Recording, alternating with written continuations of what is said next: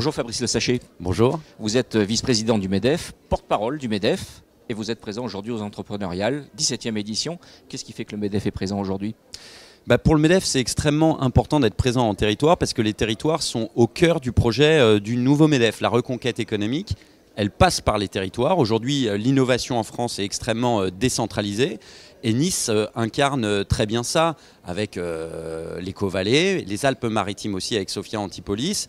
C'est une ville et un département qui innovent et on veut montrer que ces métropoles, ces territoires, ils sont le fer de lance de la reconquête économique de la France. On en a besoin. Le MEDEF aujourd'hui est aussi très impliqué sur la question du numérique. C'est une véritable révolution. Selon vous, ça touche vraiment toutes les entreprises, pas seulement les grandes ? Oui, le numérique, ça irrigue l'ensemble des entreprises parce qu'aujourd'hui, si vous voulez, vous êtes une PME, vous êtes une TPE, vous êtes un grand groupe ou une ETI, vous avez besoin de vendre par exemple en ligne, vous devez avoir accès à des plateformes en ligne pour pouvoir commercer, par exemple, je pense à Amazon ou si vous diffusez des contenus artistiques à YouTube ou à d'autres plateformes, vous avez besoin du numérique pour capitaliser sur les données. Les données, ça donne un avantage compétitif aux entreprises et vous ne pouvez pas traiter le flux massif de données qui existe aujourd'hui. Je vous rappelle que 90% des données qui existent sur Internet ont été créées dans les 2 dernières années. Vous ne pouvez pas traiter ce flux massif de données de façon humaine. Donc vous avez besoin d'un appui du numérique. Pour accompagner les entreprises, qu'est-ce que fait le MEDEF exactement ? Il y a des universités du numérique qui ont été mises en place. Vous pouvez nous en parler ? Alors déjà, le MEDEF, avant d'accompagner les entreprises, il pense aujourd'hui, et depuis l'élection du président Geoffroy Roux de Bézieux, à sa propre mutation numérique. Il faut que nous, déjà, on soit exemplaires. Pourquoi ? Parce que le MEDEF, via ses 77 fédérations et ses 122 territoires et ses 30 000 mandats, il a une masse, une richesse d'informations qui peut être beaucoup mieux utilisée au service et au bénéfice de toutes les entreprises. Par ailleurs, avoir une meilleure gestion numérique, ça nous permettra de mieux connaître les impacts de mesures gouvernementales, par exemple, de faire remonter les signaux faibles, d'être plus participatif, de mutualiser nos services, donc d'être plus impactant en fait. Et puis évidemment, le MEDEF, il a une vision du numérique à l'échelle du pays.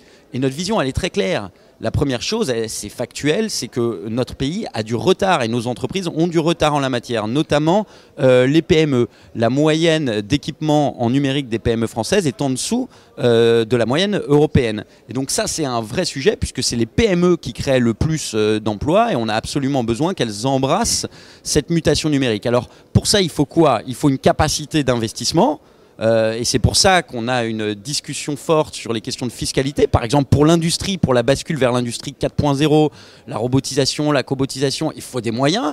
Et donc c'est pour ça, par exemple, que le MEDEF porte ce plaidoyer sur les impôts de production en disant que les impôts de production ne sont pas adaptés aujourd'hui à la réalité de la vie d'une entreprise industrielle puisque ça taxe ces entreprises avant que la richesse soit produite et qu'on a besoin de marge pour financer, innover la transformation numérique.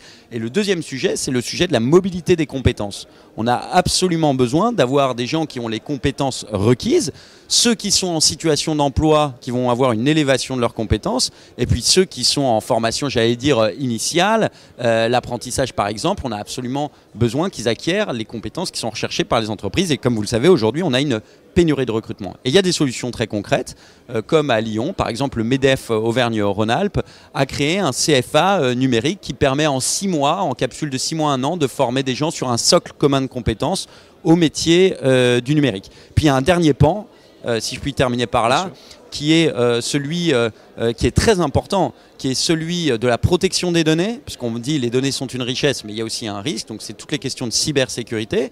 Puis il y a aussi les questions, il ne faut pas les masquer, d'iniquité fiscale entre les géants du numérique, qu'ils soient américains ou chinois, et nos entreprises, qui est un vrai sujet, et le MEDEF s'engage très fortement auprès des pouvoirs publics pour le porter.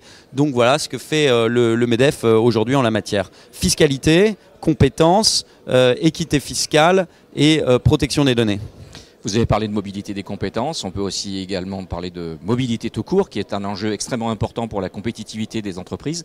C'est un dossier sur lequel le président de l'UPE 06, Philippe Renaudie, s'investit personnellement au niveau national au sein du MEDEF. Pouvez-vous nous dire un mot de cette démarche également? Oui, le président Renaudie, il est impliqué au sein de la commission Territoire et Croissance du MEDEF. D'ailleurs, le titre même de cette commission Territoire et Croissance montre bien la volonté et l'intention et l'approche qu'a le MEDEF. Et le président Renaudie représente les métropoles avec beaucoup d'énergie, de force, de dynamisme. Et il est très en pointe, comme vous le savez, sur les sujets des mobilités. Alors ça tient peut-être au fait que Nice est particulièrement, peut-être que le terme enclavé est un petit peu exagéré, mais à une accessibilité plus complexe. Moi-même, je suis venu en TGV et vous avez quasiment le même temps pour Paris-Marseille que Marseille-Nice. Donc c'est un sujet réel. Il y a le sujet de l'aéroport, puis il y a beaucoup d'autres sujets spécifiques à Nice. Mais d'une façon générale, la mobilité, c'est une des problématiques majeures pour le recrutement. Et vous savez qu'aujourd'hui, on a une pénurie de recrutement absolument incroyable. On a 300 000, 400 000 selon les estimations emplois non pourvus en France. Et lorsque vous êtes à Charleville, à Bourges, et je prends ces exemples à dessein puisque j'étais dans ces villes récemment, c'est extrêmement difficile d'attirer des profils pour venir sur ces territoires parce qu'il faut trouver un emploi au conjoint ou à la conjointe, parce que l'accessibilité, parce que l'attractivité, alors que dans ces territoires, il y a des gisements d'emploi. Et il faut absolument qu'on renforce la mobilité. Vous savez que les entreprises contribuent énormément sur le transport public, puisque 8 milliards d'euros sous forme de versement transport constituent, ou en tout cas contribuent au financement des transports publics, que les entreprises contribuent au pass transport. Donc tout cet argent, il faut qu'il y ait une meilleure efficience de la dépense publique en matière de transport et surtout qu'il s'adapte aux nouvelles réalités du marché du travail. Les horaires décalés, le télétravail, il faut que le transport public embrasse lui aussi les mutations de la société. Merci beaucoup pour cet entretien, Fabrice Le Sachet. Je vous en prie, c'est moi qui vous remercie. Au revoir.